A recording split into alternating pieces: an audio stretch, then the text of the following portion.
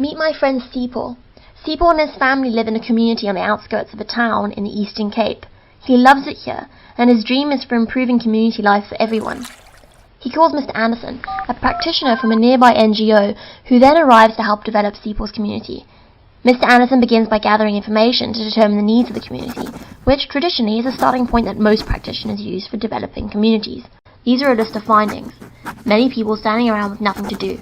Most people have little or no schooling and lack skills. Adults are unemployed and depend on welfare grants. Children have no recreational facilities or preschools.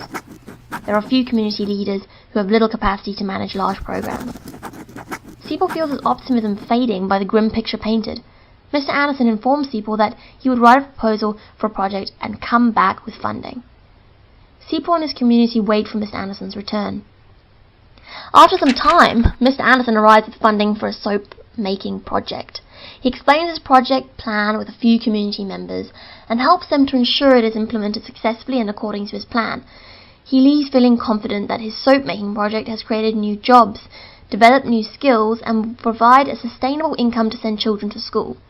As time goes by, the project generates some income, but power struggles and greediness amongst some project members results in finances not being managed properly. This develops mistrust among people due to a further lack of transparency when trying to resolve the issue. Some members become demotivated and leave the project, creating tension and separation within the wider community. The remaining members find it difficult to maintain the project as materials are not easily accessible and are too expensive. Seepaw tries to get hold of Mr. Anderson again to help them resolve the issues, but he learns that Mr. Anderson no longer works for the NGO and could offer no more support. The conditions in the community look worse than ever before. People blame Seepaw for their problems, and he finds it hard to remember the dream he had for his community. Hey, shh. Seepaw's grandmother saw the whole situation unfold, and noticed that although Mr. Anderson had good intentions, he was unaware that his development approach created dependency, greed, depression, and blaming attitudes. Neither did it stimulate thinking. Most people are aware of material poverty. For example, unemployment, lack of food, and shelter. But there are two other types of poverty, one being poverty of the mind, for example ignorance, limited thinking and inferiority complexes, the other being poverty of the heart, for example greed, depression and blaming attitudes. Seepaw's grandmother knows that the health of our minds and hearts affect our material well-being, and with strong minds and hearts, their community can blossom. Seeing her previously excited and motivated grandson now depressed and apathetic, she decides it's time that they take matters into their own hands.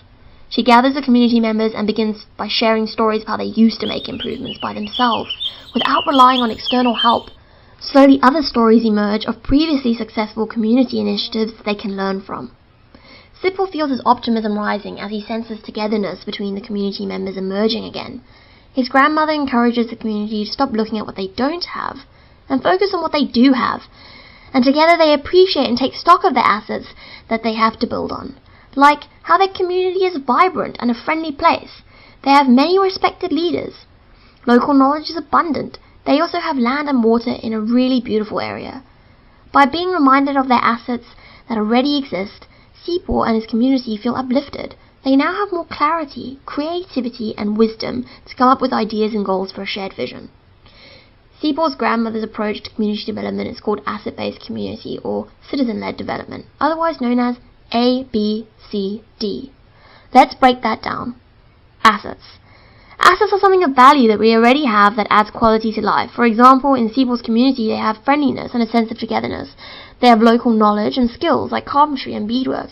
They also have physical assets like buildings and land, water in this really beautiful area.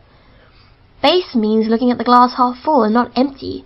In other words, looking at what we have instead of what we don't have and using these assets as our foundation. Community-led means development from within the community, working together towards shared goals and visions. And development is a natural process of improvement and growth. Now Seepaw understands his community's role in their own development. Any assistance from outside organizations is accepted on their own terms from those who are able to support their vision, in this way creating healthier connections and networks. The asset-based approach is not a new idea. It's a natural process of development and as old as the human race. But since the 1950s, the ignorant approach of needs-based development has been dominating the field and creating dependency. We believe that poverties are being created daily due to the programs embedded in the needs-based approach. But by reminding people and communities of their strengths, people with strong minds and hearts are able to reduce poverty significantly.